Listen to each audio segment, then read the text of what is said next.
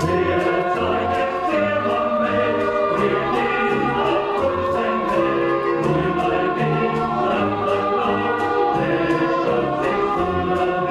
20 gadi, kur jūs smeļaties to enerģiju, dejot un uzstāties un kāpt uz tās skatuves?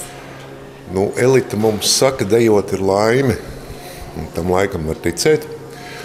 Un otra lieta ir, nedrīkst jau barot tikai vēderu, ir dvēselīt arī jābaro. Tas ir otrs tāds svarīgs nosacījums. Gribās jau kaut kā izpausties. Trešā lieta – kolektīvs, kopā būšana. Tās ir brīnišķīgas sajūtas,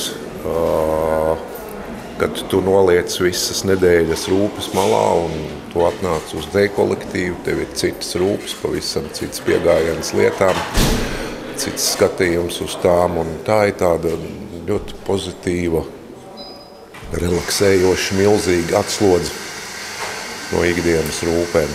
Un kulminācija visam, tas gan ir paretam, reiz 5 gados, tie svētki. Tas ir neizstāstām vārdos, tur jābūt pašam, lai to saprastu un lai to zinātu. Bet ir tā, ka tā deja arī jūs uzlādē, ne tikai jūs atdodat to enerģiju ar šo darbu, bet arī uzlādē? Uzlādē. Tā ir, jā? Tā ir. Ir tā parēķināja, gandrīz 60 kilometrus brauc uz vienu galu cilvēki dejot. 40-60 kilometrus brauc. Bet tā dvēselīt jāpabaro? Dvēselīt noteikti ir jāpabaro. Citādāk, ja tu baros tikai vēderi, nekas jau no tevis beiggalā nebūs vairāk. Kas varbūt jums ir kolektīvā tā dvēselīte, tā spēka avots kolektīvā, tā dvēselītes atslēdziņa, kas jums kolektīvā tieši ir tas? Deja. Vadītāji un mēs paši. Tāda trīsvienība, klasiska. Klasiska trīsvienība, jā.